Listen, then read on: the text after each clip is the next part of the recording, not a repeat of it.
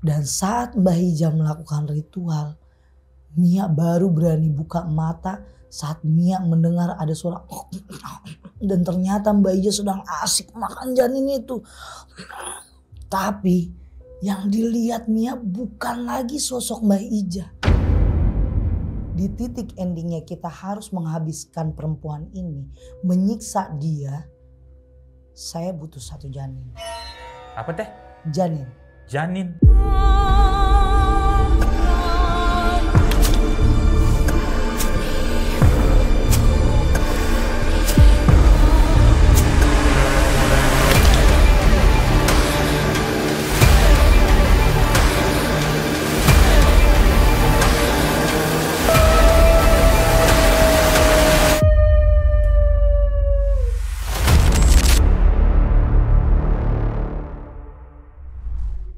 Assalamualaikum warahmatullahi wabarakatuh, sahabat mistis.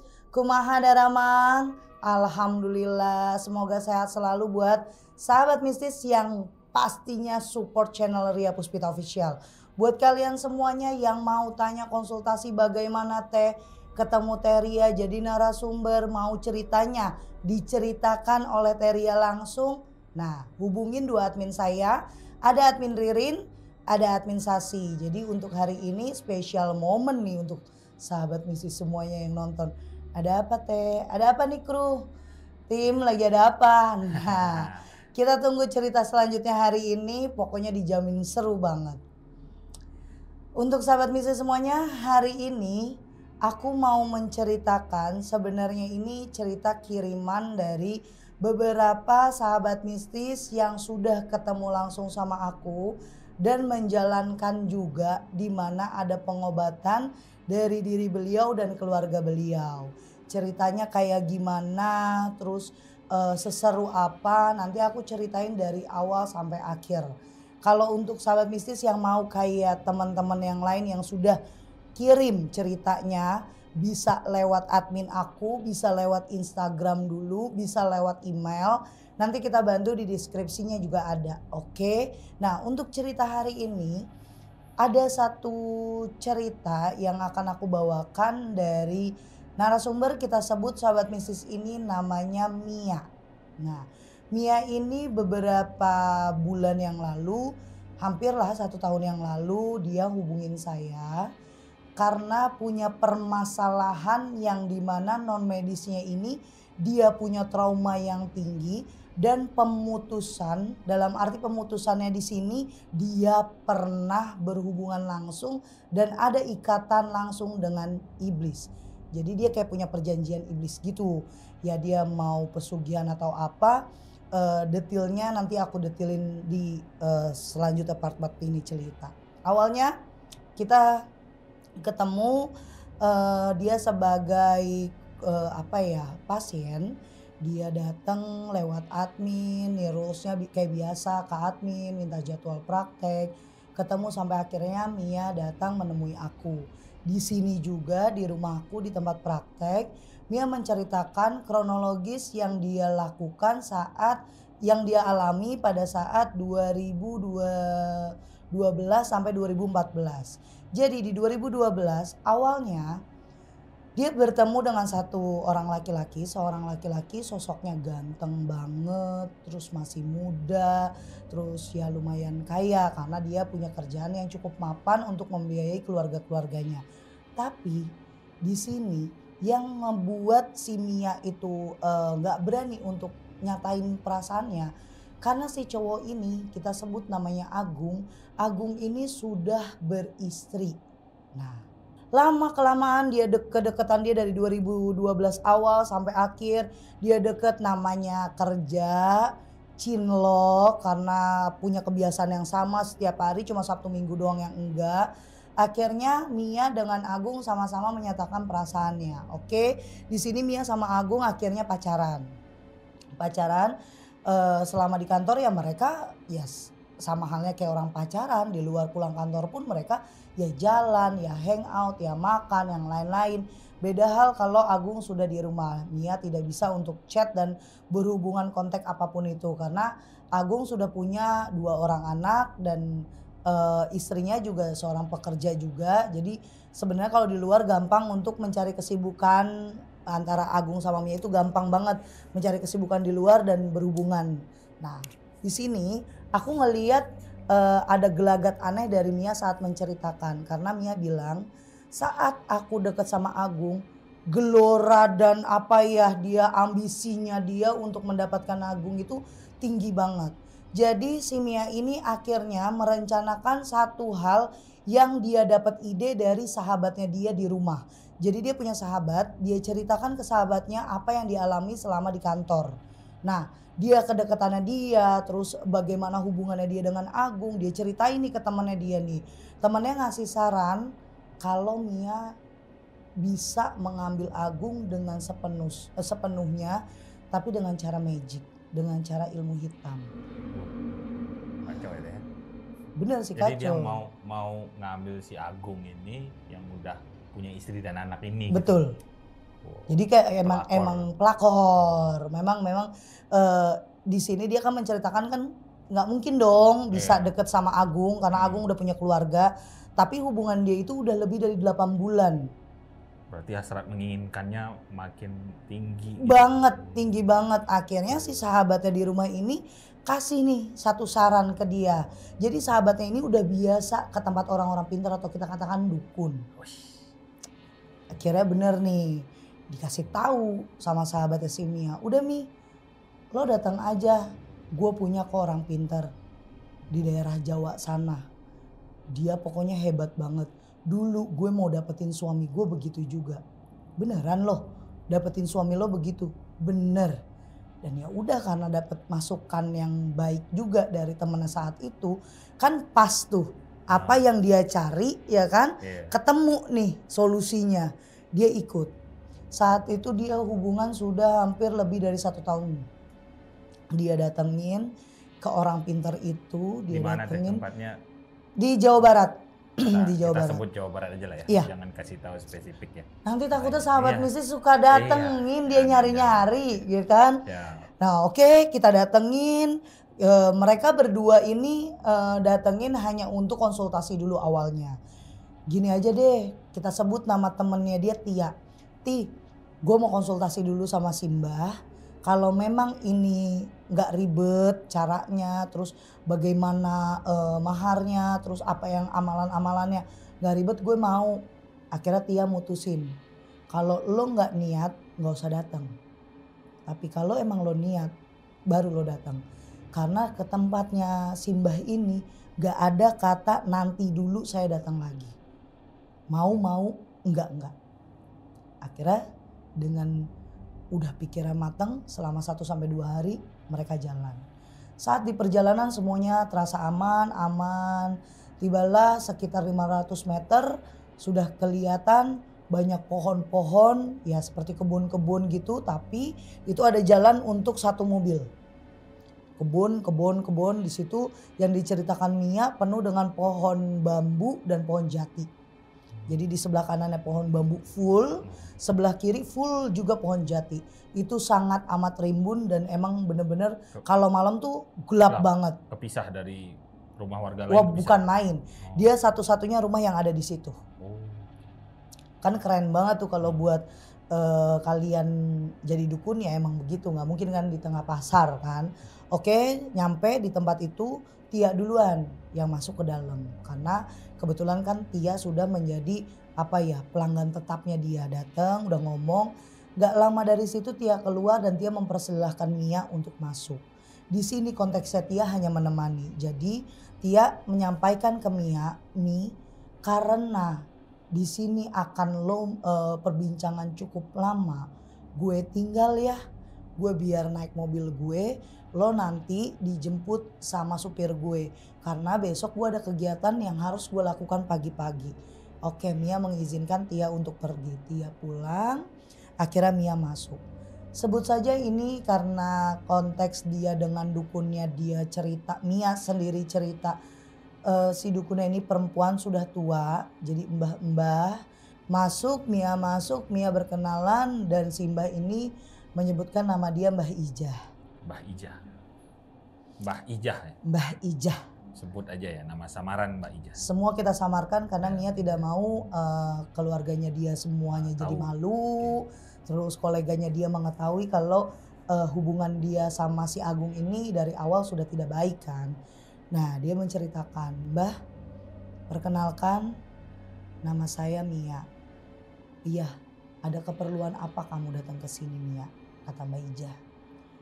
Saya mempunyai seorang kekasih, tapi di sini ada problem yang saya tidak bisa untuk menyelesaikan ya Mbah. Karena saya sudah berhubungan selama 1 tahun lebih. Pacar yang saya sekarang deketin ini sudah punya istri dan keluarga. Terus kamu mau kayak gimana? Mau diapakan laki-laki ini? Saya tidak mau menyakiti pacar saya karena ya saya maunya terus selalu berdua dengan pacar saya dan sampai menikah dengan pacar saya. Saya ingin bagaimana caranya dia pisah dengan istrinya. Kalau hanya pisah saja mungkin hal yang mudah bisa saya lakukan. Langsung dipotong sama Mbak Ija. Di sini apa intinya kamu datang ke sini? Mau diapakan orang ini? Perempuan ini mau kita singkirkan dengan cara apa? Kamu sudah datang ke tempatku, kamu harus tahu bagaimana aku melakukan itu bukan sekedar untuk memisahkan. Iya Mbah, saya sudah paham. Saya mau istri Mas Agung berpisah dengan cara sakit-sakitan dulu, akhirnya meninggal. Tapi di sini aku mau benar-benar dari Mas Agungnya gitu yang misahin. Ya berantem dulu deh Mbah. Gimana caranya mereka terus bertengkar sampai akhirnya Mas Agung ngelihat dia ya udah nggak enak dilihat. Dia sudah tidak ada ketertarikan dengan istrinya, pergi terus istrinya sakit-sakitan akhirnya meninggal dunia. Itu yang saya mau. Teluh. Kamu mau? Ini teluh. Ini teluh. Oke. Ini Jadi caranya teluh. Si Mia tadi pengen istrinya si Agung ini mati karena teluh. Iya. Oke. Dan akhirnya Mbak Ija nyaranin kalau teluh ini di mana ilmu hitam yang dilakukan pada seseorang dukun kepada target yang dia mau tunjuk untuk memberikan teluh ini, tapi sakit lama-lama dia lewat. Gitu. Jadi ya perlahan. Dulu. Nah, disiksa dulu. Disiksa beda dengan santet. Kalau santet langsung tembak. Kalau santet langsung tembak mati. Hilang. Dan biasanya keluar beberapa kayak rambut, darah, ya material yang ada di badannya. Mia berpikir di sini ini namanya teluh. Iya. Kalau teluh maharnya berapa Mbah? Maharnya sekian. Kamu sanggup? Apa yang harus saya lakukan selain membayar mahar? Di sini cukup kamu menyediakan darah dari ayam cemani dan kamu harus menyiapkan kembang untuk saya. Dan yang paling penting karena di sini di titik endingnya kita harus menghabiskan perempuan ini, menyiksa dia. Saya butuh 1 janin. Apa teh? Janin. Janin? Ya. Memang sudah banyak nih buat semua sahabat mistis mungkin pada tahu kalau cerita-cerita saya sebelumnya. Setiap praktisi ilmu hitam itu untuk menjalankan yang dimana perjanjian sama iblis, keterikatan dia dengan iblis, persetubuhan dia dengan iblis dan diakhiri untuk kematian seseorang biar mencapai target itu harus ada 1 janin. Harus ada janin? Ya 1 sampai 4 bulan. Ngeri ya teh. Ya semuanya harus ada imbalannya. Sampai segitunya ya.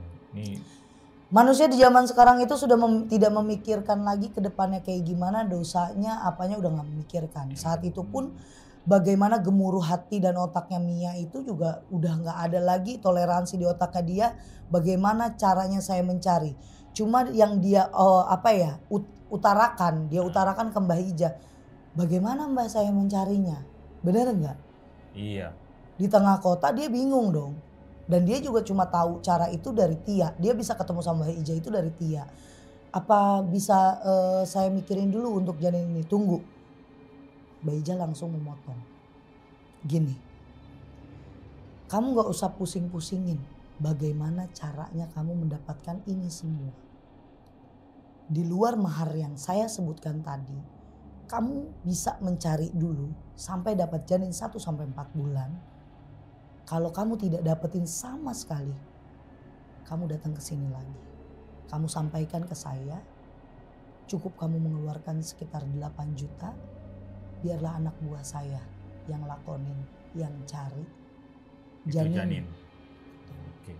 Jadi si mbahnya yang bakal cari kalau si Mia nggak bisa. Oke. Kayaknya sih semuanya mungkin kayak dulu saya juga begitu. Saya juga kalau misalnya saya butuh, saya akan menyuruh anak buah saya untuk ke Abah mencari janin itu. Karena janin itu kan gak sembarangan dan gak gampang. Jadi harus benar-benar ke orang yang bisa gitu. Oke, saat itu sudah ijab kabul. Intinya penyerahan dan bagaimana caranya si Mbah Ijah melakonin itu sudah diserahkan semua dari Mia ke Mbah Ijah. Mbah Ijah akhirnya menyampaikan, saya akan melakukan ini paling lambatnya 5 hari. Tapi paling cepat kamu lihat di 3 hari ini. 1-3 hari dimulai dari malam ini. Bagaimana perlakuan pacarmu kepada kamu. Baik Mbah, berarti hari ini saya sudah selesai. Sudah, kamu boleh pulang. Kamu kabarin saya sebelum besok malam. Jadi kamu masih ada waktu 1 hari sebelum besok malam.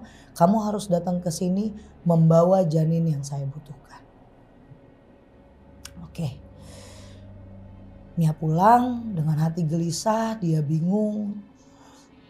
Harus cari kemana nih janin. Mana saya nggak ngerti dan saya harus kerja, saya harus ngurusin anak. Dan di sini nggak punya relasi ya dukun aborsi atau apa, dia nggak punya. Tapi Mia akan berpikir ya ada temen gue, coba deh gue buat ngomong. Akhirnya nggak lama dari 10 menit keluar dari tempat Mbak Ija, Mia dijemput, Mia pulang. Mia gimana caranya buat ngutarain itu ke temennya, dia pendam dulu, dia mandi, dia istirahat. Besok paginya dia menerima WA dari pacarnya, Mas Agung. Mas Agung. Kamu lagi di mana sayang? Karena kebetulan hari itu hari Minggu. Aku hari ini lagi jalan-jalan nih, cuma sama anak-anak. Kebetulan istriku sedang sakit di rumah. Kamu ada waktu nggak? Setelah saya pulangkan anak-anak kita ketemu. Mia bilang jangan hari ini mas, anakku juga ngajakin jalan. Ya besok aja deh, kan kita ketemu di kantor. Padahal bukan karena anak, dia puyeng mikirin nih janin harus cari di mana. Nih janin gue harus ketemu di mana. Sampai sudah sore, sekitar jam 4 sore dia tidak menemukan, dia sudah bilang sama Tia. Tia pun tidak tahu karena Tia saat itu tidak disuruh untuk makan janin. Karena Tia hanya memisahkan suami dengan istrinya saat dulu dia sebelum menikah dengan suaminya dengan cara tidak mematikan. Jadi cuma dibikin sakit-sakit aja, diguna-guna aja gitu. Oke, Mia berangkat dengan mobil dia ke tempat Mbak Ijah kembali. Di perjalanan Mia teringat apa kata-kata Mbak Ijah, sebelum malam kamu harus di sini. Tapi tadi Mas Agung bilang istrinya sakit. Apa karena pekerjaan yang Mbak Ijah ya? Kan makan janin itu yang dilakukan Mbak Ijah nanti. Kalau istri Mas Agung sudah mulai sakit-sakitan dan mati. Bagus juga nih Mbak Ijah. Melamun, semangat. Karena dia merasa wah istrinya sudah mulai nih sakit-sakitan. Akhirnya nyampe di tempat Mbak Ijah, dia sampaikan, dia utarakan kalau janin yang dibutuhkan sama Mbak Ijah itu dia tidak bisa menemukan sama sekali. Mbak Ijah, permisi, maafin saya. Ternyata janin yang dibutuhkan sama Mbak Ijah saya udah keliling kemanapun saya nggak dapat. Mbak Ijah ketawa geli. Ya nggak akan kalau kamu nggak punya yang namanya teman atau kamu punya relasi, punya kawan. Kalau kamu punya mungkin kamu nggak akan datang ke saya. Kamu akan lakonin sendiri. Yowes, dah. Apa yang saya bilang kemarin, kamu siapkan di situ. Kamu sediakan. Biar saya suruh adik saya untuk mencari. Di sini nggak lama ada perempuan, belum tua sih, tapi kalau yang diceritakan Mia ini sebenarnya si adiknya Mbak Ija ini bisu. Nah, bisu dia. Bisu, Oke. Gagu. Adiknya Mbak Hija ini yang bakal nyariin si Janin ini. Iya. Jadi Mia menceritakan saat di rumah saya itu kalau adiknya Mbak Hija itu perawakannya ya juga cukup tua karena Mbak Hija udah sekitar 70 tahunan. Ini lebih muda lagi dari Mbak Hija tapi sudah beruban dan gagu.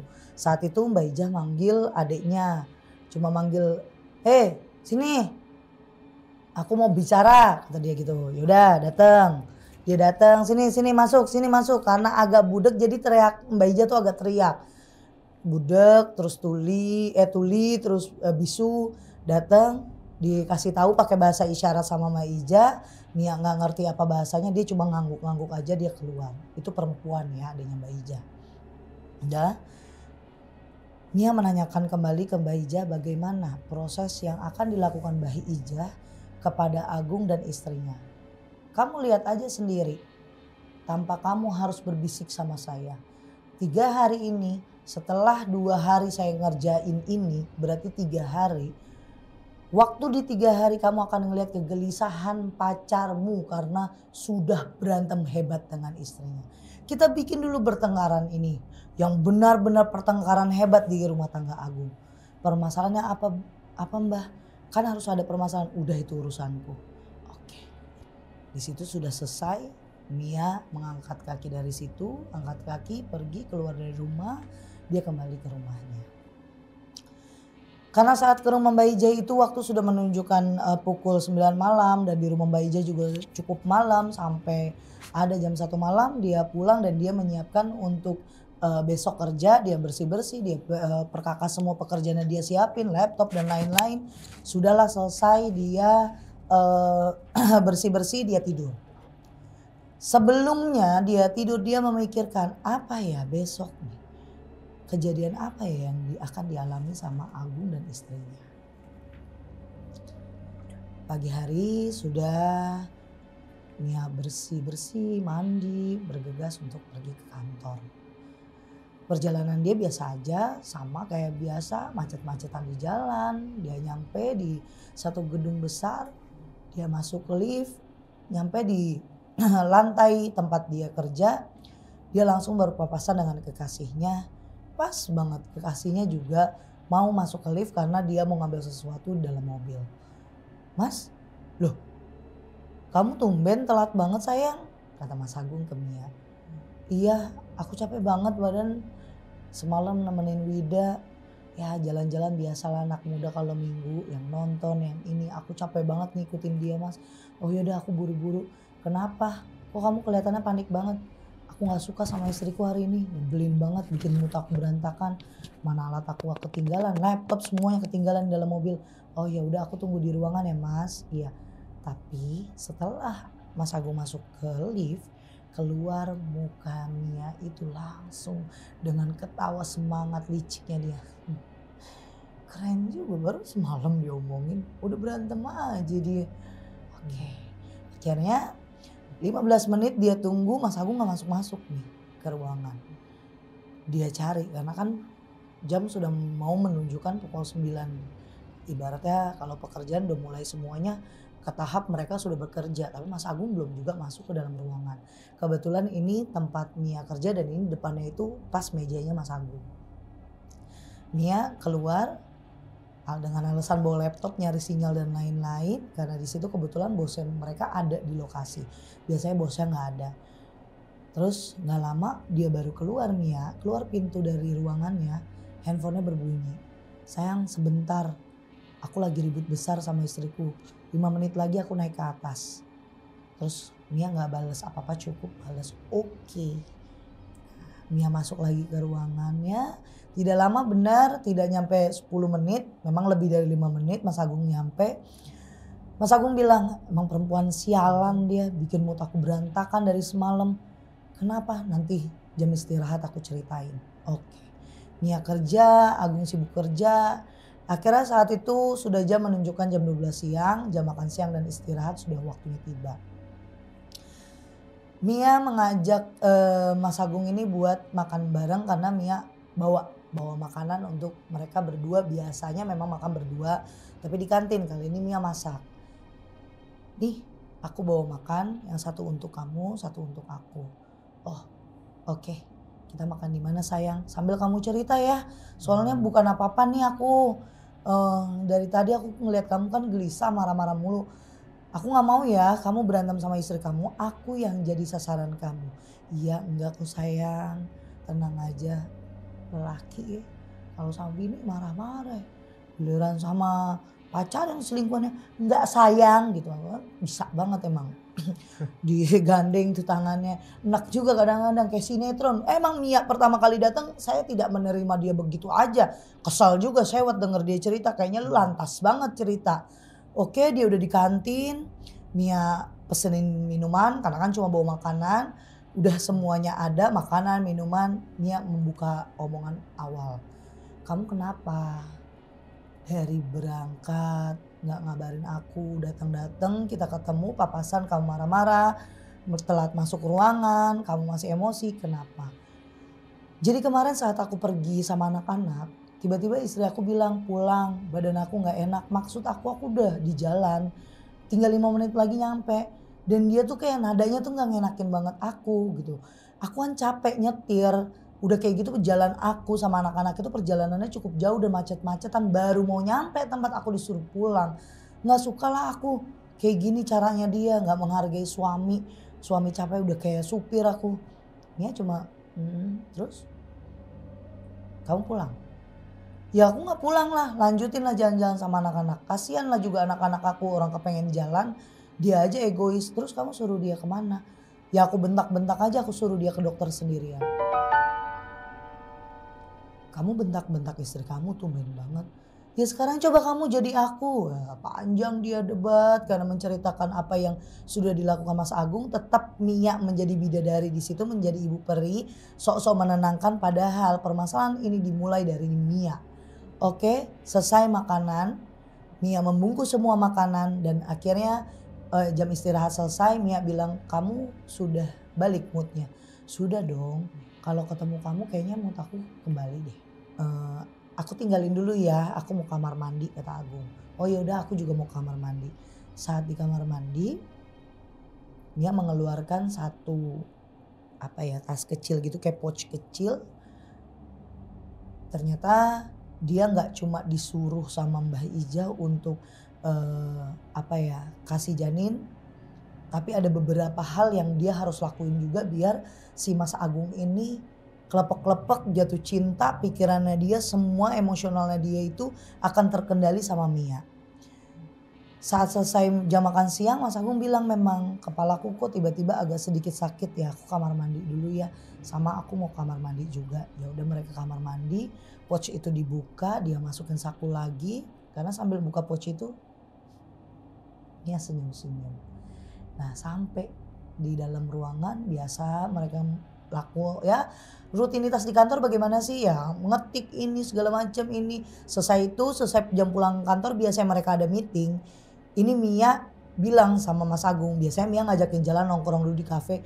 Mas, aku mau nemenin Wida dulu ya jalan-jalan. Soalnya Wida hari ini sama besok ada nggak tahu ini kerjaan apa pokoknya di kampusnya. Aku harus nemenin dia buat nyari buku dan sesuatu karena dia udah kebingungan banget, teman-temannya dia juga lagi sibuk semuanya. Oh ya udah nggak apa-apa sayang kata Mas Agung. Mas Agung pulang dan Mas Agung nyampe rumah tidak lama dari dia pulang. Karena setiap nyampe rumah itu Mas Agung selalu ngabarin Mia, aku sudah sampai rumah.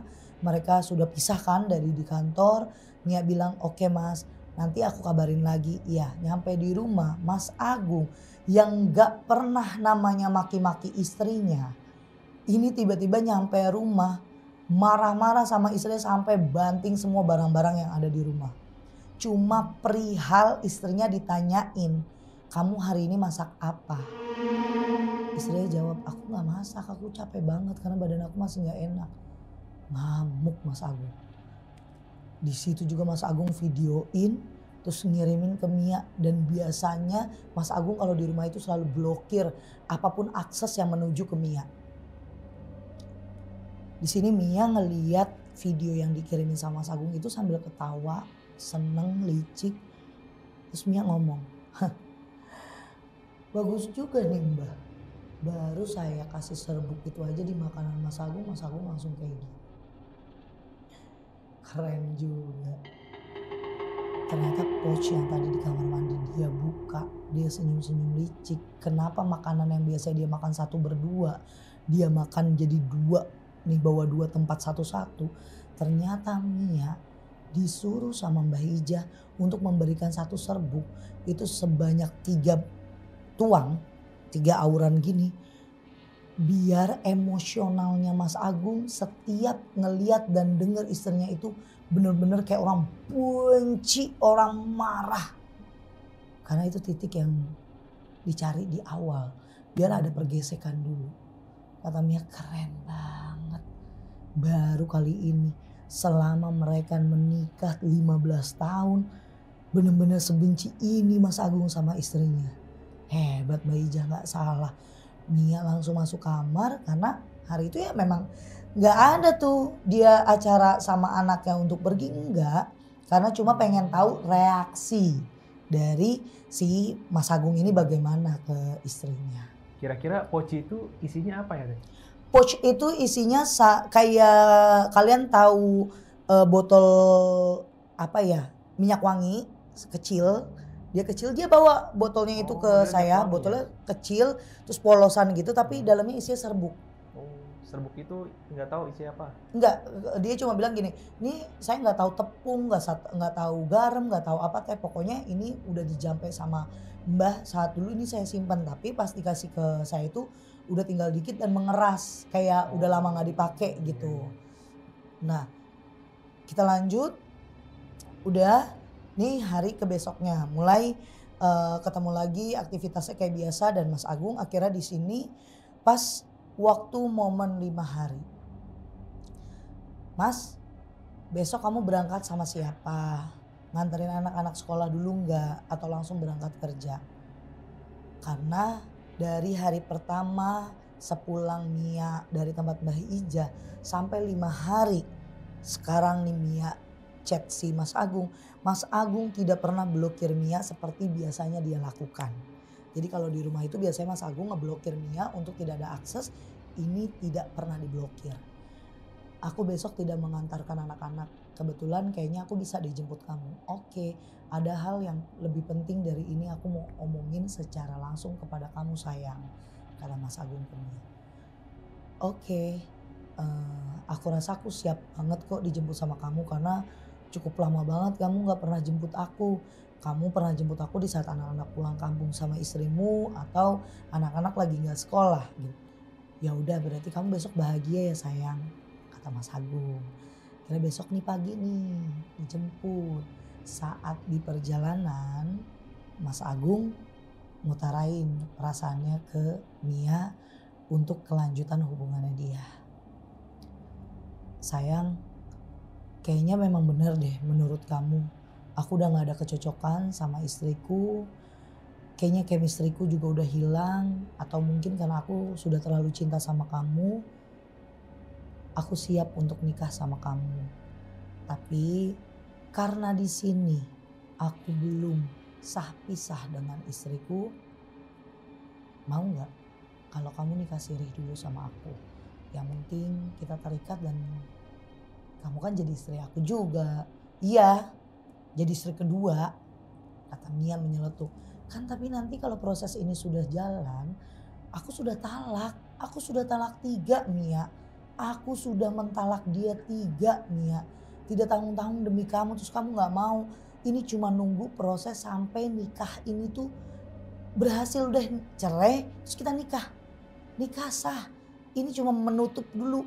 Tutup dulu biar kamu gak diambil orang juga. Biar kamu gak mikir macem-macem. Biar kamu apa yang kamu impikan selama kita hubungan tuh jadi kenyataan Mia. Ya udah kalau Mas Agung maunya kayak gitu. Tapi Mas Agung kan belum kenalan sama anakku. Mas Agung harus dekat dulu sama anakku Wida. Biar nanti Wida gak kaget. Karena pernikahanku sebelumnya dengan ayahnya Wida kan tidak baik-baik aja. Walaupun hubungan Wida dengan aku dan ayahnya masih baik-baik saja. Tapi Wida ada trauma, Wida nggak mau ada laki-laki lain yang mendekati aku, malah Wida maunya aku kembali sama ayahnya. Ya udah, nanti aku akan memastikan ke Wida, berkenalan, dekat sama Wida, biar Wida mau menerima aku sebagai ayah pengganti ayahnya. Oke, di perjalanan sudah berbincang itu, nyampe di kantor seperti biasa kerja. Nah, di sini Agung dapat telepon kalau istrinya tiba-tiba sakit. Nah, momen sakit ini ternyata Agung mikir, pasti ini banyak banget keluarga yang datang. Karena di saat Agung pulang kerja, terus malam itu bertengkar dengan istrinya, mengirimkan video ke Mia, Agung itu langsung jalan ke rumah sakit dan ternyata di rumah sakit tuh gak ada penyakitnya. Agung di situ seharian semalaman mikir kalau istrinya cuma cari-cari masalah, cari-cari alasan biar dapat perhatian lebih dari Agung. Dan dengan pembahasan dia ke keluarganya kalau Agung tidak memperdulikan saat dia sakit. Karena di sini Agung sudah benci, gak suka, kayak ya lo bayangin aja orang udah dipelet sama perempuan, pikirannya dia kan ke satu cewek terus. Ya nih perempuan walaupun spek bidadari juga gak bakalan dilihat, sahabat mistis, gak akan diengahin sama sekali. Akhirnya dia ngomong sama Mia, Mia biasa nih aku dapat kabar dia ngirimin aku pesan. Dia siapa? Ibunya anak-anak. Karena kalau dia ngomong istri Mia suka kesinggung. Ibunya anak-anak katanya sakit. Oh, okay. Sakit. Kata Mia sakit apa kamu? Ya udah coba deh. Tetep actingnya dilakuin sama Mia. Coba kamu lihat dulu, kamu telepon dulu. Kasihan siapa tahu dia memang benar-benar sakit. Enggak Mia. Agung langsung di situ nyerocos, nerobos semua omongan Mia. Kamu tidak perlu bela perempuan ini. Bukannya kamu juga seneng kan? Kalau aku memang pisah sama dia, bukan itu mas. Ini perkara sakit. Ya sekarang aku tahu dia sakit sudah dibawa. Wah debat nih. Karena Agung ngerasa si istrinya ini cuma cari perhatian aja. Nih sudah masuk ke fasenya Mia aktingnya sudah berlebihan banget. Karena di sini Mia kasih harapan ke Agung untuk jadi suaminya. Tapi Mia kasih juga dia pikiran buat kamu memang yakin untuk pisah. Kalau ditanya gunanya untuk apa? Ternyata di sini peran Mbah Ija lah yang memainkan wayang ini dalamnya. Mia tidak boleh menyuruh, tidak boleh juga menekankan, cukup mengkasih dia ambang. Karena apa? Pikiran alam bawah sadar si Agung ini mau dimainin sama Mbah Ija, biar benar masuk ke dalam otaknya si Agung, kebencian yang mendalam sampai ke sini. Kebencian mendalam sama istrinya. Itulah permainan dari ilmu hitam. Sihir tuh kayak gitu. Jadi gak semata-mata cuma dimainin, lewat, ini selesai. Enggak. Di sini jangkanya itu gak segampang kalian ngomong. Kalian minta ini ada rules dan cara-caranya yang harus Mia lakuin juga. Mia perankan, Mia lakuin, Mia bayangkan dan Mia benar-benar tahu hasilnya ini step by step itu udah kelihatan, benar-benar kelihatan sesuai sama rencananya.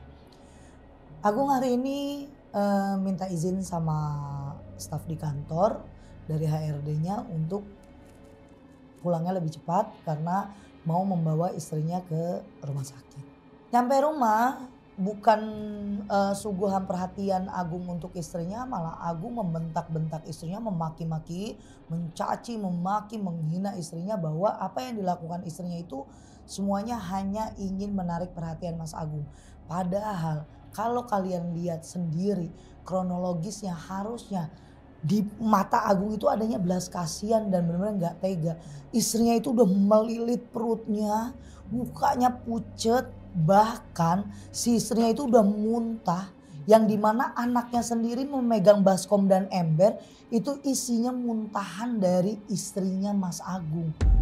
Dari warna putih makanan biasa, warna kuning sampai warna kehitaman. Muntah dari si istrinya Mas Agung. Alah itu mah bisa-bisaan kamu aja. Kamu rogo itu. Kamu masukkan jari kamu ke mulut biar kamu kelihatan muntah di depan saya. Kalian mau tahu dibawa ke rumah sakit enggak? Mas Agung malah mengucapkan kata-kata yang benar-benar Mia tunggu. mulai sekarang karena kamu sudah nggak masuk di akal, cari perhatian saya sebegininya, kamu racunin anak-anak kamu seakan-akan saya tidak peduli dengan kamu. Saya talak 3 kamu malam ini juga dan kamu akan saya pulangkan ke orang tua kamu. Sekarang bayangin sahabat mistis, orang lagi sakit. Itu anak-anaknya dia bukan yang umurnya udah 20 tahun, 17. Anaknya dia aja yang paling besar itu SD kelas 5 atau kelas 6. Mia bilang. Belum yang umur cukup untuk nolongin ibunya gitu. Yang gak bisa buat gendong. Anaknya nangis, papa gak boleh gitu, papa kasihan, mama, papa. Kamu masih kecil, kamu masuk kamar. Dan di situ nggak tahu bagaimana cerita Mia nggak ngasih tahu Agung tuh kayak gimana, tapi Mia cuma ngasih tahu Agung akhirnya membawa istri dan anak-anaknya pulang ke rumah orang tuanya. Gitu, udah pulang ke rumah orang tuanya, Mia ditaruhlah di sana, tapi buat perjanjian kalau beberapa waktu diminta sama Agung untuk menemui anaknya harus diberi izin. Oke. Sekarang kamu diem di rumah orang tua kamu, bagaimanapun caranya kamu untuk sembuh, saya akan tanggung jawab soal biaya. Untuk anak-anak pun masih tetap saya biayakan. Dan kalau saya mau ketemu sama anak-anak, jangan pernah kamu persulit. Dan Agung dengan berani, dengan gentleman, dia ngomong sama orang tuanya, memberitahu kronologis kalau selama sudah hampir 2 tahun ini, dia tidak ada lagi nyambung satu pikiran dengan istrinya, terus selalu ribut dengan hal-hal kecil dan sakit yang kali ini diderita istrinya bagi Agung itu hanya kamuflase si istri buat mendapatkan perhatian si Agung. Jadi dia mau untuk pikirin dulu deh, introspeksi dulu. Sambil Agung bilang kalau memang setelah 3 bulan untuk mediasi ini tidak berhasil, saya akan kirim semua surat-surat perceraian. Saya akan ngurus semuanya. Jadi ibu dan anak-anak, ibu tolong jagain anak-anak. Tenang aja, anak ibu saya urus. Semua surat saya yang ngurus. Jadi kalian mau pisah nggak bisa diomongin baik-baik, kata ibunya istrinya. Mertua Agung sangat baik di situ, kayaknya mertua idaman, karena sudah gelap mata Agung, sudah buta. Agung tidak memikirkan itu lagi. Saya sudah yakin dengan keputusan saya. Agung pergi. Saat Agung pergi, seorang hati orang tua ya, ngelihat anaknya sakit ditinggal sama suaminya. Biar gimana pun 12 tahun dekat sama mantunya, dia ada ikatan. Ini kok ada yang aneh di raut muka menantunya. Tapi saya mau bilang curiga dia kenapa-napa, itu belum menjadi hak ibu mertuanya. Dia mau cerita ke anaknya juga, anaknya lagi sakit, takut banyak pikiran. Akhirnya dia pendam sendiri. Dari pergi, Agung ternyata nyamperin rumahnya Mia. Jarak rumah mertua Agung ke rumah Mia itu sekitar 1,5 jam. Rumah orang tuanya istrinya Mas Agung ini agak jauh. Jadi 1,5 jam sampai tempat Mia. Sampai dia ketuk, yang buka Mia nanya, "Kamu dari mana, Mas? Kayaknya capek banget muka kamu." "Iya, aku habis pulangin istriku ke rumah orang tuanya bareng sama anak-anak." "Jadi anak-anak kamu di sana semua?" "Iyalah, terus mau siapa yang jagain anak-anak saat aku kerja?" "Yaudah kamu masuk dulu, kita makan malam bareng. Ada Wida, biar kamu kenalan sama Wida." Di sini anak Mia, Wida, sudah kuliah semester 4. Wida itu parasnya cantik, body goals, rambutnya nggak lurus, agak bergelombang. Tapi Wida ini bukan tipe yang suka ngomong, ekstrovert. Dia agak pendiam. Ya, dia introvert, dia agak pendiam, dia manis, dia sweetie banget karena dia ngomongnya lembut banget. Cuma Wida ini nggak bisa kelihatan anggun atau baik atau ramah di depan pacar mamanya. Jadi bukan cuma Agung aja, siapapun yang mendekatkan mamanya si Wida ini atau deketin Mia, Wida ini kayak orang nggak suka, sensi gitu. Pokoknya jutek lah. Padahal aslinya enggak. Aslinya Wida itu nggak kayak gitu. Ini pertemuan pertama kali Agung dengan Wida ya? Iya. Selama 1,5 tahun kan mereka nggak ada waktu untuk ketemu. Dan udah kayak gitu Wida selalu wanti-wanti mamanya, kamu nggak boleh nikah. Ibaratnya lo nggak boleh nikah lagi gitu, nggak boleh pacaran. Karena memang punya kronologis Mia itu selalu pacaran gonta-ganti sama laki-laki gitu. Dan baru Agung ini yang sampai tahap hampir 2 tahun, 1 tahun lebih lah. Pertemuan pertama agak garing. Kayaknya cool banget, dingin, nggak mencair, nggak ada ramah tamah. Karena saat masuk Agung diperkenalkan oleh Mia, nih anakku Wida mas. Terus Wida yang sedang duduk asik di meja makan hanya ngeliat sinis, terus buang muka lanjutin makan. Akhirnya Mia ya menegur anaknya kan, Wid bisa dijaga sopan santunmu, ada teman mama lo yang mau makan malam bareng kita. Bangun, perkenalkan dulu dirimu. Akhirnya Wida bangun, ngacungin tangan, Wida. Cuma gitu doang. Gak lama dari situ di pikiran mamanya nih Mia, lo bakal makan bareng. Enggak, Wida menyelesaikan makanannya, dia pergi ke belakang, dia pergi ke kamarnya. Cukup, biarin aja. Bisik Agung ke Mia, gak apa-apa. Wajar kok, namanya anak usia begitu ngeliat kita berdua. Udah tenang aja, kamu gak kesinggungan mas? Gak, udah tenang, udah kita makan aja. Ya udah, kalau kamu gak kenapa-napa aku juga aman kok. Maafin Wida ya mas. Iya, yuk kita makan. Akhirnya mereka makan dan hubungan mereka itu jadi lebih membaik, lebih mesra karena Agung juga bebas. Terus di sini waktu mereka benar-benar available banget karena kan ya Agung udah nggak ada keterikatan dengan anak istrinya.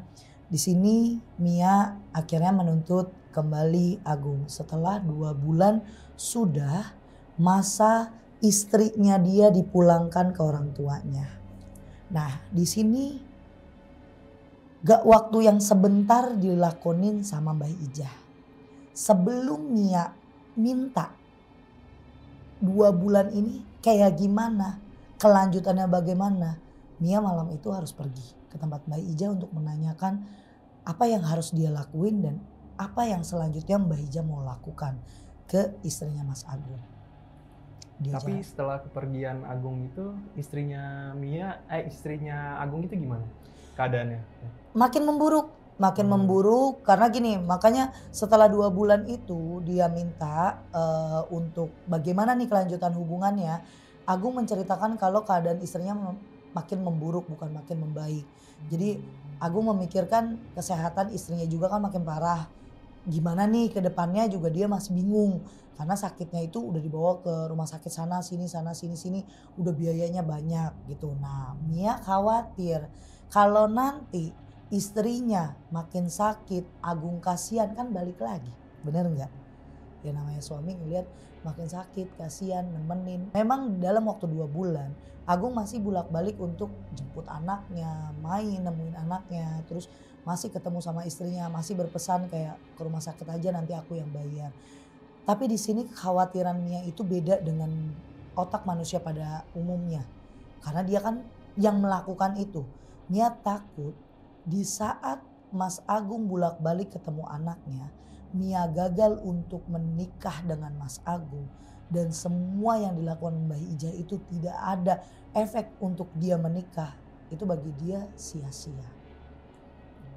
Nah, karena udah 2 bulan kegelisahan Mia semakin dalam, Mia akhirnya memutuskan untuk datang ke tempat Mbah Ijah untuk mengutarakan apa yang sudah dia rasakan selama ini dan memberitahu bagaimana kabar keadaan istrinya Mas Agung. Oke, Mbah Ijah nanya, bagaimana puaskah kamu sampai sekarang? Apakah semuanya berjalan dengan lancar? Iya sih Mbah, memang selama beberapa bulan ini semua terlihat sangat aman banget. Terus apa yang saya mau juga sudah terlihat. Istri Mas Agung ya sakit. Dan yang video dikasih tahu Mas Agung itu perkembangan istrinya. Ih, mengerikan Mbah. Sampai muntahnya itu dari yang muntah biasa, warnanya berubah jadi kuning, berubah jadi hitam. Apa itu juga salah satu kerjaan yang Mbak Ijah? Mbak Ijah ketawa yang sangat benar-benar kayak bahagia. Mia, kamu tuh jangan terlalu bodoh Mia. Ya masa yang ngerjain itu kamu, ya itu kerja hasil saya lah. Apa selanjutnya yang kamu mau? Mau lihat setragis apa istri dari pacarmu itu? Mbah, dari perpisahannya Mas Agung sama istrinya kan belum ketuk palu. Dan ini sudah 2 bulan mereka pisah ranjang. Saya agak khawatir kalau istrinya sakit terus, Mas Agung jadi banyak waktu untuk menjenguk istrinya. Hati dan perasaan Mas Agung kembali lagi ke istrinya. Bagaimana ritual selanjutnya Mbah? Saya sudah bilang, kalau ini mau diselesaikan, saya butuh janinnya. Saya akan meritualkan peluh yang terakhir untuk membuat istri dari pacarmu lewat. Iya, mati. Itu kan yang kamu mau. Ini sudah waktunya. Tapi Mbak kan saya sudah bilang dari awal, saya bingung untuk carinya kemana. Iya, saya tahu. Kamu persiapkan saja bayaran yang saya butuhkan untuk kamu cari duit mahar yang saya perlukan. Bukan cari janin yang saya butuhkan. Karena saya juga tahu kamu gak akan dapatkan yang sesuai saya mau. Baik Mbah, secepatnya saya akan kesini untuk memberikan apa yang Mbah butuhkan. Sejumlah uang yang sudah ditentukan Mbah. Yaudah, kamu pergi. Kamu datang lagi kalau sudah bawa maharnya. Semua akan saya persiapkan. Akhirnya Mia pulang dengan hati gelisah karena Mia tahu saat ini Wida itu sedang mempersiapkan beberapa praktek kuliah karena sudah memasuki semester 5 dan nanti kan sebentar lagi dia akan skripsi di semester 6. Nah di semester ini banyak hal-hal yang harus dikeluarkan sama Mia untuk kebutuhan sekolah anaknya. Wida gelisah gimana caranya untuk nggak punya uang, apalagi yang diminta sama Mbah itu awalnya kecil tapi karena ini sudah mau titik kematian yang dia butuhkan dari istrinya Agung, dia harus menyiapkan mahar yang cukup fantastis, ratusan juta nominalnya. Dengan kegelisahan hati nih, uang dari mana, cari kemana.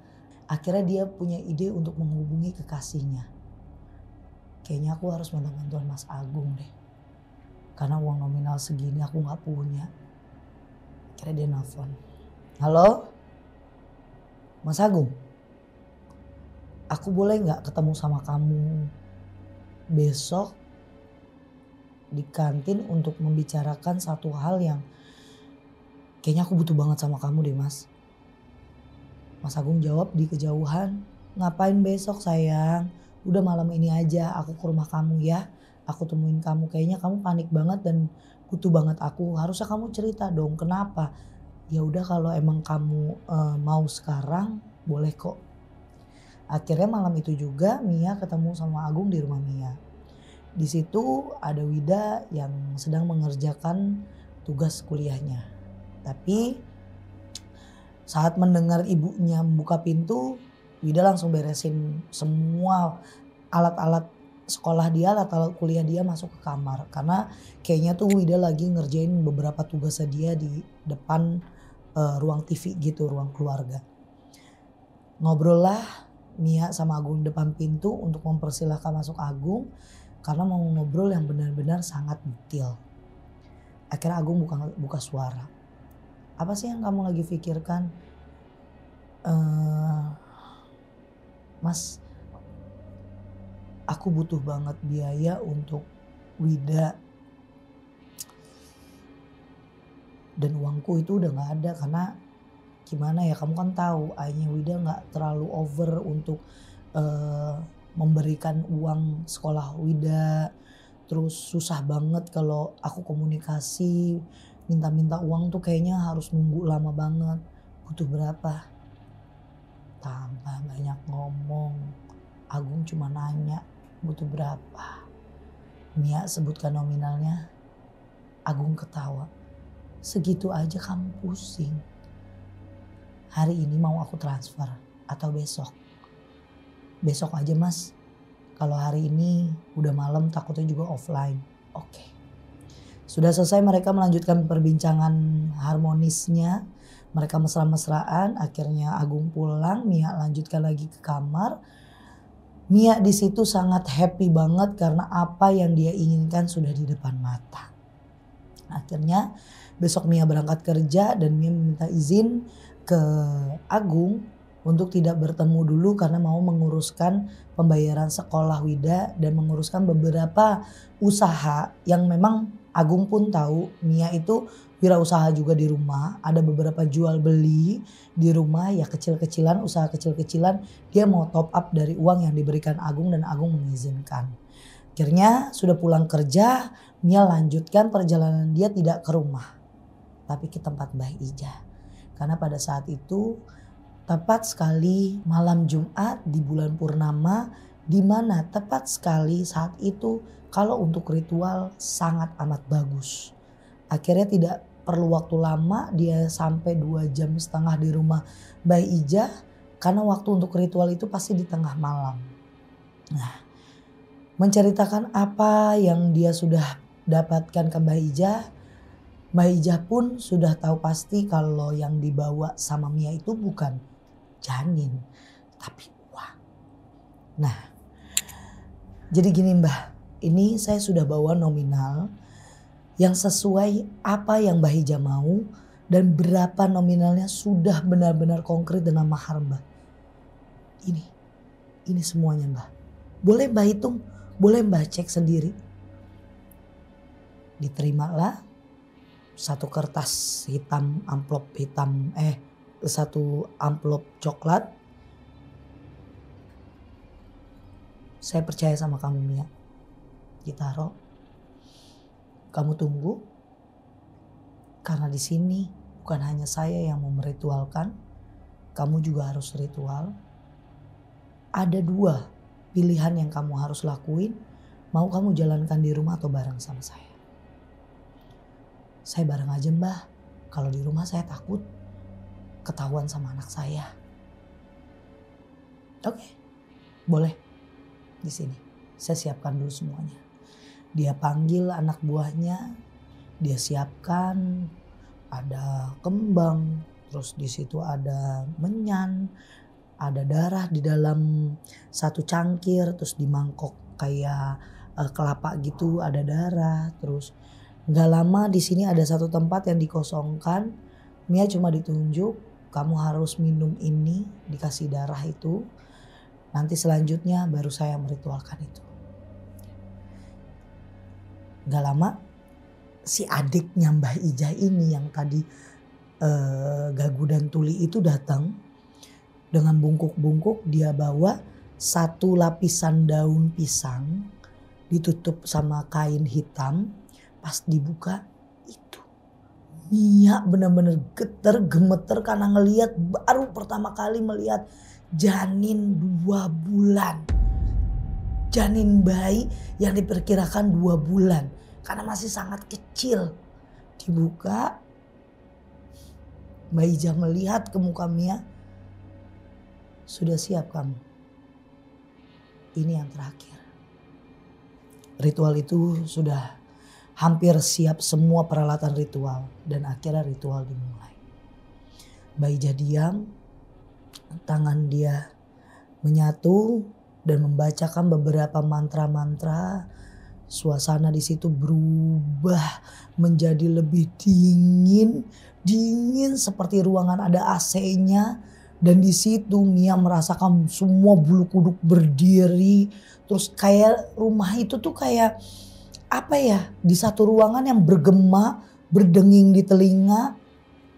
Dan saat terakhir Mbah Hijah mau memegang janin ini, si Mia merasakan bau yang sangat aneh di hidungnya. Bau amis, bau busuk, bau anyir, kembang semua jadi satu. Dan saat Mbah Hijah melakukan ritual, Mia baru berani buka mata saat Mia mendengar ada suara dan ternyata Mbah Hijah sedang asik makan janin itu. Tapi yang dilihat Mia bukan lagi sosok Mbah Hijah. Ada makhluk berbulu, matanya merah besar dengan taring yang sangat tajam. Taring di kepala juga ada, apa ya, seperti tanduk. Tangannya, kukunya panjang semua hitam, legam. Itu sedang menikmati dan antara dua bayangan Mbah Hijah dengan dia. Mbah Hijah dengan dia. Di sini kondisi Mia itu hadapan langsung dengan Mbah Hijah dengan memegang si cangkir atau si batok kelapa ini yang ada darah yang harus dia minum. Itu ritual yang harus dia lakuin. Dengan benar-benar bergetar. Mbah Hijah bukannya, ya ampun takut banget gue ngeliatnya. Ih ini beneran. Itu keringat dingin sudah membasahi dia.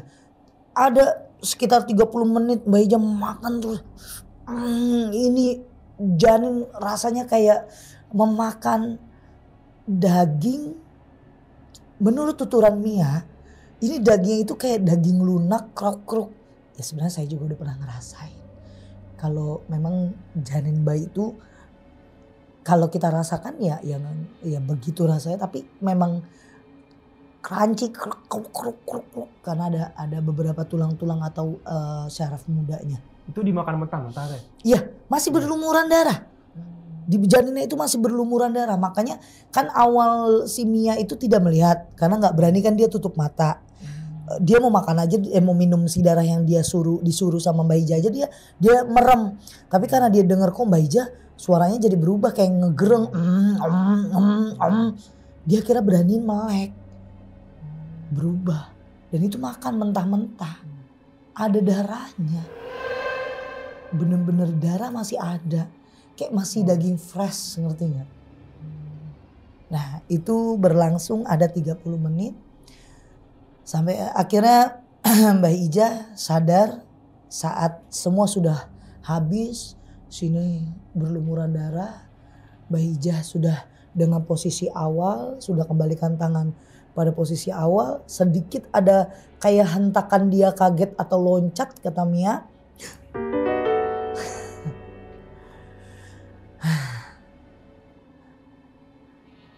Ritual hari ini diterima Mia. Kita lihat kabar dari pacarmu. Apakah istrinya mati atau enggak? Tinggal kamu yang beri kabar ke saya. Jangan lupa.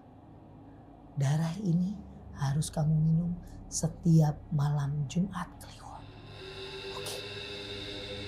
Mia gak bisa ngomong iya, gak bisa ngomong enggak, cuma mengangguk. Sambil ya ekspresi dia sangat ketakutan.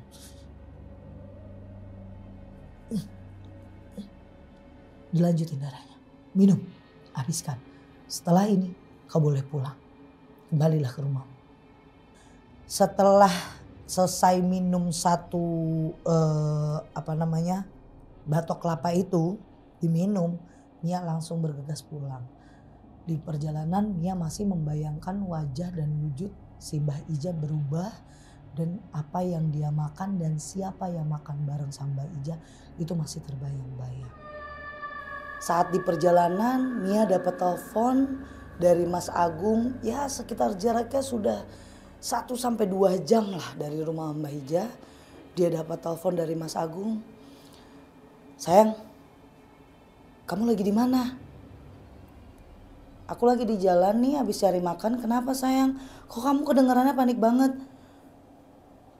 Iya, eh, istriku, ibunya anak-anak meninggal sangat tragis, Mia.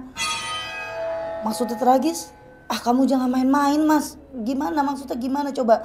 Kamu pelan-pelan ceritain coba gimana maksudnya, meninggal kenapa, gimana coba?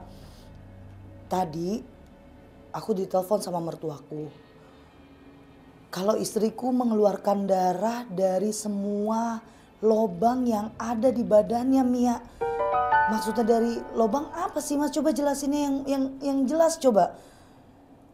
Iya, dia mengeluarkan darah hitam pekat, bau busuk dari hidungnya, mulutnya, duburnya, telinga, bahkan di vaginanya, Mia. Tragis banget, Mia. Innalillahi, Mas. Kok bisa? Aku nggak tahu, Mia. Aku nggak tahu. Aku masih shock banget, Mia. Ya udah, kamu tenangin diri kamu dulu. Kalau kamu mau datang ke pemakaman boleh. Kalaupun enggak, kamu hubungin aku. Setelah tutup telepon, Mia berseri-seri, senyum bahagia. Karena apa, ritual yang barusan banget dia lakukan sama Mbak Ija berhasil.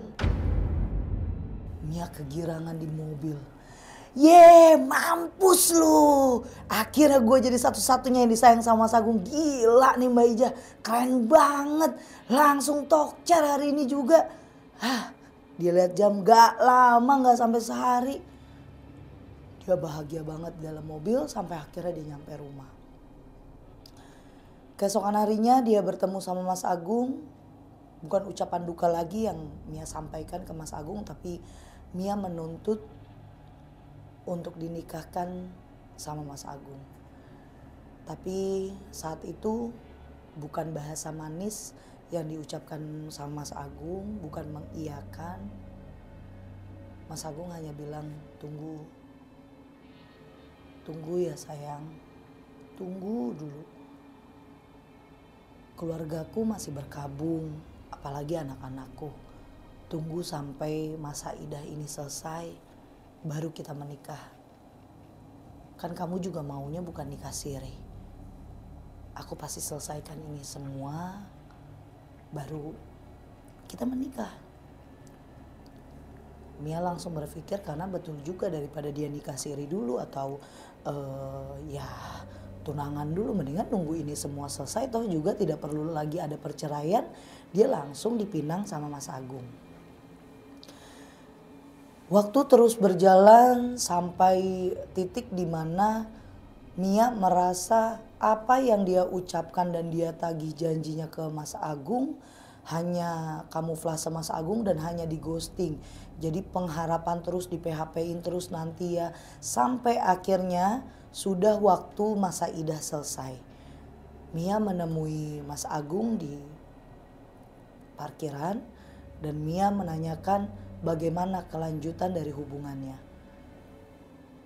Mas, bukannya masa idah kamu dengan mantan istrimu sudah selesai? Kapan dong aku dinikahkan kamu, Mas? Kamu gimana sih? Ini udah cukup loh waktunya. Boleh kok, setahu aku kalau udah selesai masa idah boleh kok kamu menikah lagi. Mas Agung dengan muka yang sedikit panik dia menjelaskan, iya surat-suratnya belum selesai semua Mia. Sabar ya sayang, nanti aku selesaikan. Karena Mia kecewa, kesal, emosi. Karena sudah berbagai macam upaya, bahkan dia sudah mengeluarkan biaya, mengeluarkan apa ya, hal-hal yang gak pernah dia lakukan. Semuanya terasa, aduh ini tuh udah berhasil tapi aku masih digantungkan saja sama dia. Akhirnya jam pulang kantor sudah selesai, Mia pulang ke rumah. Dia baru teringat bahwa anaknya sudah cukup lama juga tidak kembali ke rumah. Karena Mia sangat disibukkan dengan urusan dia dengan pacarnya, urusan dia dengan Mbak Ija. Sampai dia lupa kalau si Wida sudah janji untuk pergi ke tempat papahnya, tapi sampai detik ini belum juga ada kabar untuk pulang. Akhirnya Mia mengeluarkan handphone untuk mengabarkan Wida, tapi tidak ada jawaban dari Wida. Di telepon juga tidak mengangkat, di teks juga tidak dibalas ataupun dibaca. Akhirnya Mia dengan gelisah, ini ada apa lagi ya? Dan Mia ingin menyampaikan ke anaknya tentang permasalahan hubungan dia, yang dimana ini suatu permasalahan untuk anaknya, karena Wida harus mengungkapkan kalau hubungan dia dengan Agung tidak sebatas pacaran dan dia ingin menikah dengan Agung. Aku harus jelasin ke Wida, karena dalam waktu dekat ini setelah surat-surat ini beres, aku kan segera menikah dengan Mas Agung. Sedangkan Wida sangat keras sekali untuk menerima siapapun yang dekat sama aku. Telepon juga gak diangkat, tidak dapat jawaban. Akhirnya Mia memberanikan diri untuk menelpon mantan suaminya. Telepon pun cukup ada 3-4 kali Mia menuturkan tidak diangkat juga sama mantan suaminya. Akhirnya dia menulis teks untuk mantan suaminya. Beberapa minggu waktu dekat ini saya akan menikah dengan pacar saya. Wida meminta izin untuk pergi ke tempatmu dan sampai sekarang tidak pulang. Tidak ada kabar juga dari Wida. Aku ingin memberitahu Wida biar semuanya terasa transparan dan Wida mau tidak mau harus menerima suamiku yang baru. Setelah membaca teks itu, mantan suaminya pun menelpon. Di telepon suaminya sudah mulai sedikit terdengar suara gelagat emosi, tapi tertahan. Kayak, kamu yakin dengan laki-laki tua itu? Dia bukan tua, ia tua bangka bajingan. Maksud kamu, ya kamu yakin dengan laki-laki itu? Ya kamu emang udah tahu umurmu dengan Mas Agung aja tidak beda jauh. Ya kamu yakin dengan laki-laki itu? Kamu harus ketemu dulu sama saya. Berulang kali mantan suami dari Mia menyebutkan kamu yakin dengan laki-laki itu, yakin dengan laki-laki itu. Akhirnya dari konteks telepon tadi, mantan suami Mia ingin ketemu langsung sama Mia. Mia di sini ya gimana sih, bingung. Kenapa lagi nih? Kemarin Wida, sekarang mantan suaminya, ada apa lagi sih? Ini mau nikah sama Agung aja kok sampai sesulit ini dan bikin puyeng dia. Akhirnya setelah ya sahabat mistis adalah beberapa hari ketemu sama mantan suaminya saat Mia mendengar ada mobil berhenti di rumahnya. Karena pada saat itu Mia tidak masuk kantor, saat itu sedang libur. Mia langsung bergegas turun karena dia tahu itu bunyi mobil bukan mobil Mas Agung. Dia turun karena ada yang mengetuk pintu, dia buka. Saat buka, dia melihat mantan suaminya datang menghampiri dia dengan wajah yang emosi, marah, kesal, dan tidak banyak bicara. Tidak ada sepatah kata pun yang keluar dari mantan suami Mia, tapi Mia langsung ditampar. Pak! Ibu sialan kamu. Kamu hanya mementingkan diri kamu sendiri. Kamu gak tahu perasaan anak kamu kayak gimana. Kamu tidak tahu kehancuran apa. Selain kita berpisah, anak kamu sudah bikin hancur. Ya Mia sambil megang pipi marah. Ya ini kenapa? Gue gak tahu. Apa yang dirasain Wida gue gak tahu karena Wida gak ngomong sama gue. Akhirnya masuk mantan suaminya ke dalam. Sini lo, duduk. Gue mau ngomong sama lo. Apa yang terjadi sama Wida selama ini? Berapa lama Wida gak pulang? Hah? Apa lo tahu kenapa dan kemana Wida pergi? Ya Wida cuma ngabarin cuma ke tempat kamu kok. Udah selesai. Cuma itu kan yang lo tahu. Karena otak lo cuma laki-laki itu lagi. Ya kenapa kamu aja gak kenal? Kamu tuh gak tahu Mas Agung siapa. Kamu gak kenal Mas Agung sebaik apa sama aku. Baik kata lo. Mia di situ kebingungan, kayak seakan-akan mantan suaminya ini tuh tahu sesuatu tentang Agung. Lo harus tahu Mia, anak lo datengin gue karena bingung mau cerita apa dan ke siapa lagi. Mau cerita apa kalau lo sedang menikmati kecintaan lo sama laki-laki itu. Agung, sebelum ketemu sama lo, sebelum dia kenal sama lo, sebelum mungkin lo memperkenalkan Agung ke anak lo, Agung itu pacarnya anak lo Mia. Agung itu pacarnya anak lo Mia.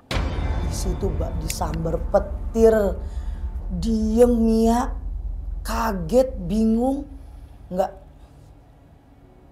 Lo bohong kan? Gak mungkin lah Wida pacaran sama Agung. Mia, setiap hari Minggu Wida menceritakan tentang Agung ke gue. Agung sosok dewasa yang dia kenal, yang bisa benar-benar bikin dia punya temen cerita Mia. Lo pernah bilang kan sama Mia, tumben kamu bahagia banget akhir-akhir ini. Karena dia lagi jatuh cinta sama pacar lo, calon suami lo. Kenapa di saat Agung datang memperkenalkan diri, Wida langsung naik ke atas dan besoknya Wida minta izin. Karena Wida gak nyangka kalau selama 2 bulan itu pacarnya gak ada kabar Mia. Ternyata mau minta kawin sama emaknya, mau nikahin ibu kandungnya. Ya, karena gue gak tahu kalau Mas Agung itu, gak mungkin Mas Agung sama Wida, gak mungkin. Mia, lo harus tahu Mia, Wida hamil sama Agung Mia.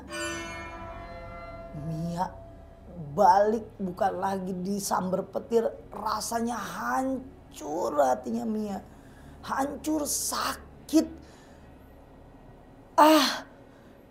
Dia gak bisa ngomong, dia cuma nangis, istighfar, ngucapin semua kata-kata kotor untuk Agung. Mia, Wida datang Mia. Dia bilang saat itu dia lagi hamil Mia. Dia lagi hamil. Hamil anak laki-laki yang mau nikah sama ibunya sendiri Mia. Gue jadi bapak kandungnya. Gue harus ngomong apa Mia? Gue harus bilang apa Mia? Terus Wida gimana? Wida gimana? Nasib Wida sama anaknya? Wida sempat pergi dari rumah gue. Di saat dia udah mengutarakan semuanya, gue kerja, dia pergi. Dia kembali kemarin. Dia cerita dia habis menggugurkan kandungannya. Gugurin kandungan. Kenapa nggak gue tahan? Gue nggak tahu Mia kalau dia pergi ke dukun aborsi atau entah apa itu tempat. Terus kalau anak lo besarin itu anak, apa lo ikhlas? Cowok dan calon suami lo nikah dengan anak kandung lo. Itu yang dipikiran Wida, Mia. Wah, kacau jadi Mia. Mia bingung, gelisah, marah. Dia ngebayangin semua effort-effort yang udah dia kasih buat gimana nikah sama pacarnya. Dia mengeluarkan uang, dia menghabiskan nyawa istrinya Agung. Ternyata di saat Mia pacaran sama Agung, Agung juga pacaran sama anaknya. Dan setenang itu Agung saat ketemu sama Mia di hadapan Wida. Mia nanya ke mantan suaminya, boleh aku ketemu sama Wida? Setidaknya aku mau minta maaf sama Wida dengan apa yang sudah terjadi saat ini. Aku gak mau kehilangan Wida, tolongin aku. Ya udah, lo ganti baju, lo ikut gua. Lo yang tanya langsung di mana dia gugurin anaknya. Langsung Wida bergegas ke kamar, ngambil semua barang-barang yang dia butuhin karena dia mau nginep lah. Karena ini bukan waktu yang cuma sejam 2 jam untuk ngobrol sama anaknya. Dia udah ganti baju, dia turun, dia ikut mantan suaminya. Pergilah dia. Saat tiba di rumah mantan suaminya, saat dia buka pintu mobil, dia sudah melihat Mia ada di samping rumahnya. Karena di samping rumahnya itu ada taman, ada bangku-bangku, disitulah Wida sedang duduk melamun. Saat Mia mendatangi Wida yang sedang duduk, Mia memeluk Wida dari belakang. Maafkan Mama, Wid. Maafin Mama, Wid. Mama gak tahu kamu punya hubungan dengan Agung, Wid. Wida gak sepatah kata pun dia keluarkan. Dia hanya meneteskan air mata. Bagaimana kepiluan dia. Dia menjalani hubungan dengan seseorang yang sudah mengambil keperawanannya dia. Dan ternyata itu juga pacar dari ibu kandungnya. Wid, ngomong Wid sama Mama, Wid. Apa yang sudah terjadi benar, Wid. Tolong, Wid. Bilang ke Mama benar ini terjadi. Wida hanya menganggukkan kepala. Wid, kamu gugurin anakmu di mana, Wid? Kenapa gak ngomong? Mungkin kalau kamu ngomong, Mama akan ninggalin Agung demi kamu, Wid. Wida yang tadinya tenang, berbalik mukanya menghadap ke ibunya.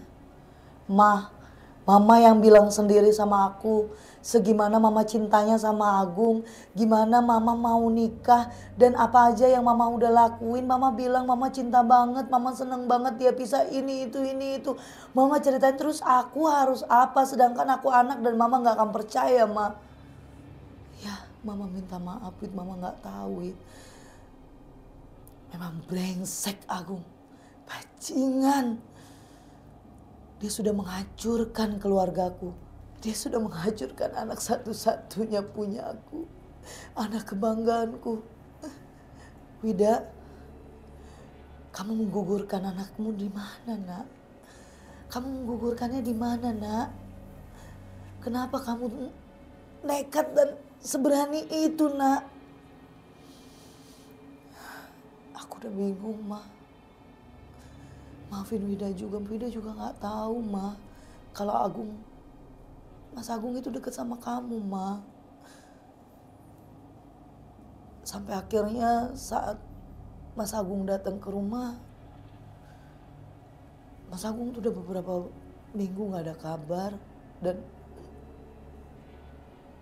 aku tes pack, aku hamil, Ma. Aku ingat aku harus kemana. Cuma papa yang bisa tempat aku cerita. Aku malu kalau ceritain ke teman-teman aku. Terus di sini Mama ingat kan, aku punya teman kecil. Aku temui dia dan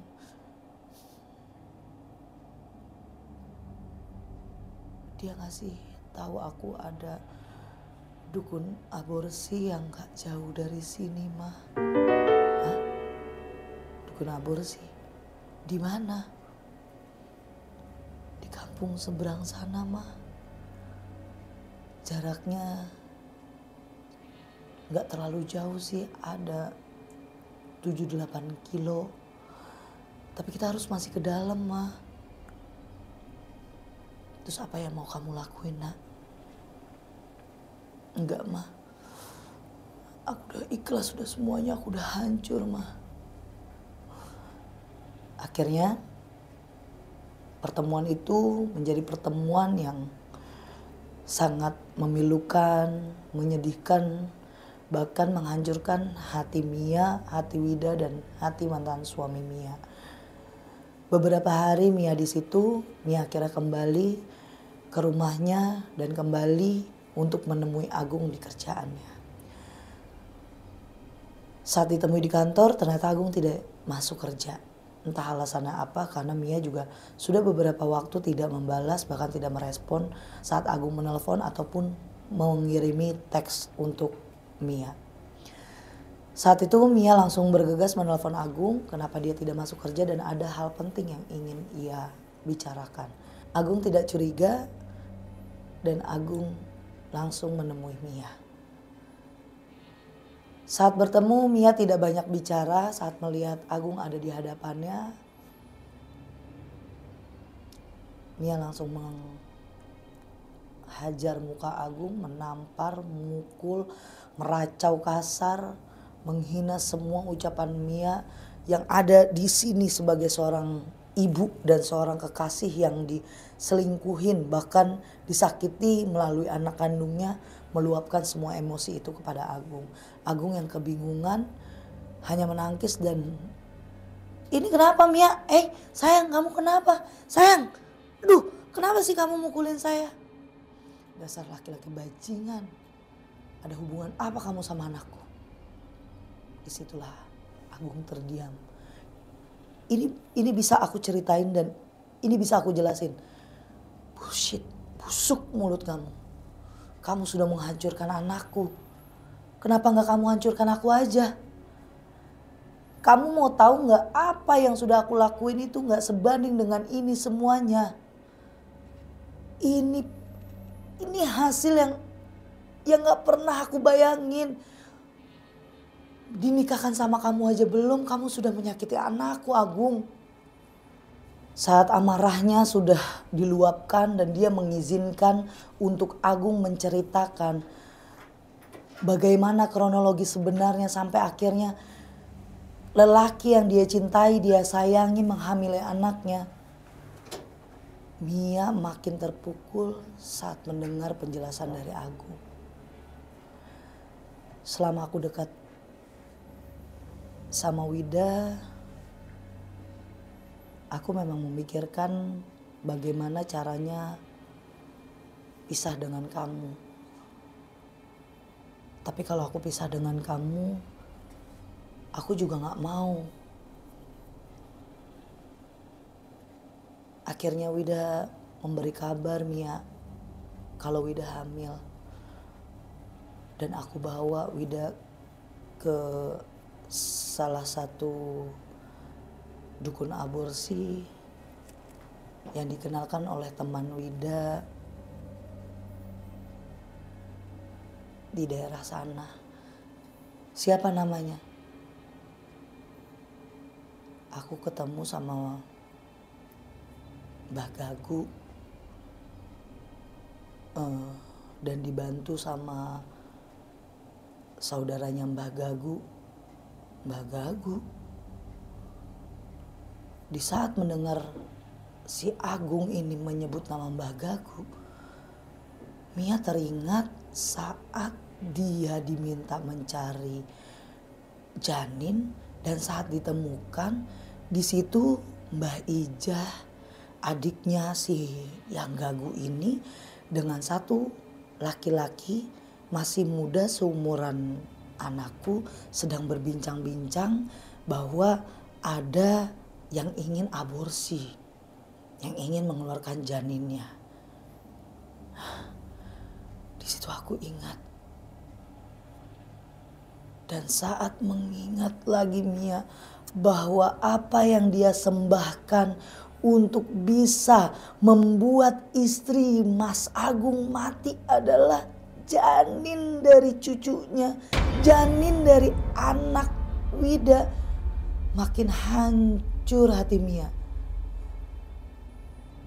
Mia di sini otaknya sudah gak bisa memikirkan bagaimana cara nikah, tapi dia berpikir kalau selama ini cinta Agung ke dia bukan untuk dia, bukan serius untuk cinta, bukan ingin mengambil Mia. Tapi Agung jatuh cinta dan ingin mengambil Wida.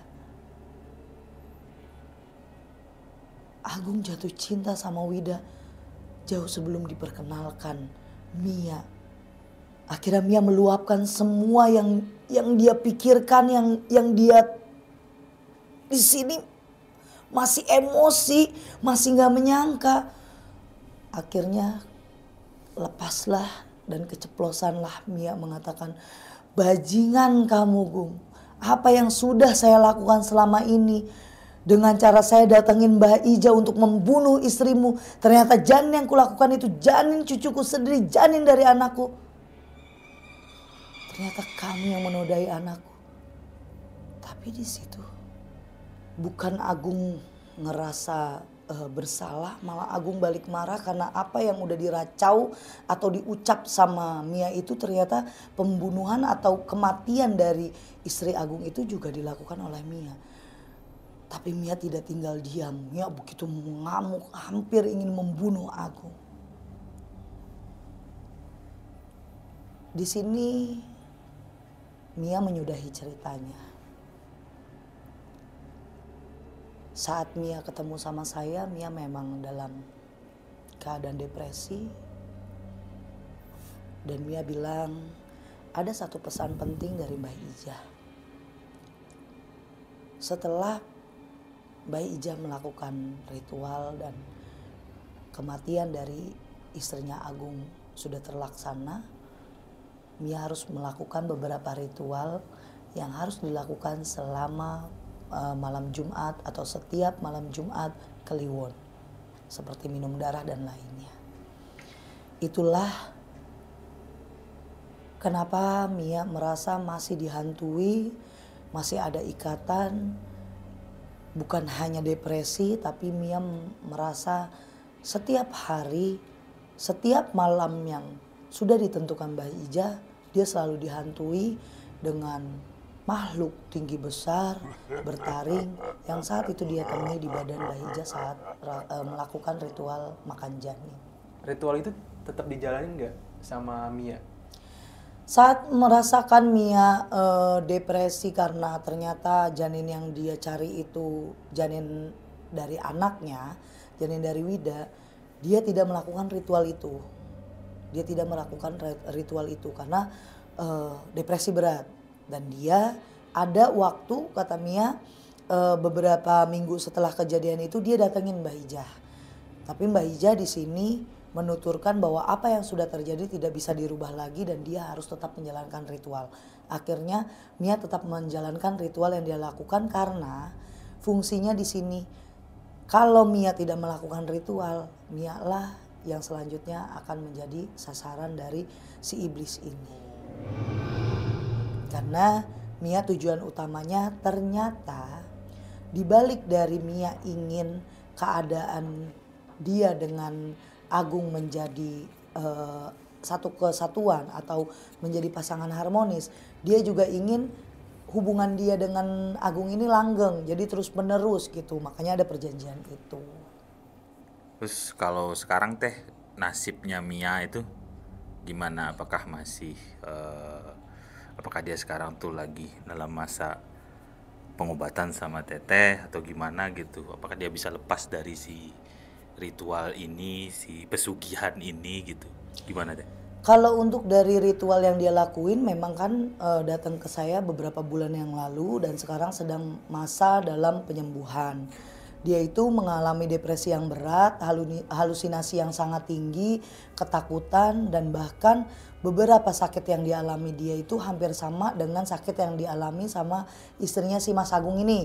Jadi kalau sekarang ritual itu sudah lepas, sudah hilang, tidak dilakukan lagi, dan sekarang lagi masa penyembuhan. Untuk depresinya sudah mulai membaik, tapi sempat dinyatakan sama dokter itu, dia pernah ke dokter kalau dia kena gangguan mental karena ya semua ingatan-ingatan dan kehancurannya dia kan bukan cuma dari makhluk halus tapi dari masalah hidup dia, Wida dan Agung. Cuma di sini ada satu hal yang akhirnya Mia mau ungkapkan. Mia sempat menyakiti Mas Agung. Oh, sempat menyakiti. Ya. Dalam arti sebenarnya ini. Oh. Saat emosi marahnya Mia ke Mas Agung itu ternyata Mia mengancungkan pisau ke bagian badannya Mas Agung. Cuma di sini nggak tahu keadaan Mas Agung selanjutnya seperti apa. Dia nggak cerita. Dia nggak cerita. Dia hanya menangis dan saat itu saat habis dia tancapkan pisau ke badannya Mas Agung pun berusaha untuk melarikan diri ke mobil. Dan di situ Mia tergeletak lemas karena apa yang selama ini dia lakukan hanya menghancurkan dirinya bukan orang lain. Oke. Ini menarik ya Teh ceritanya ya, karena apa ya, gue denger penuturan Teteh itu kan, aduh, ngebayangin aja gitu ini udah di luar nalar sih gitu, sampai makan janin loh gitu. Dan Tapi itu emang praktek yang hal yang biasa yang dilakukan oleh ya dalam tanda kutip dukun hitam kali ya Teh. Kayak yang Teteh bilang tadi kan di masa lalu juga mungkin Betul. Teh juga ngelakuin hal yang sama Iya, gitu. betul. Mungkin dalam treatment yang berbeda.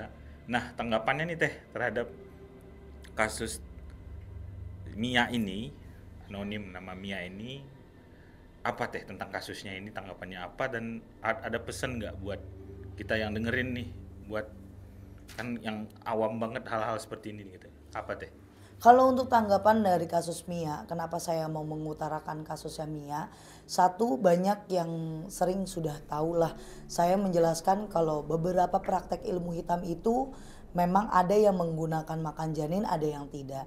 Tapi keselarasan yang saya pernah lakukan pada saat saya jahiliyah atau zamannya saya masih jadi dukun ilmu hitam ternyata sama dengan yang Mia rasakan dan Mia lakukan juga.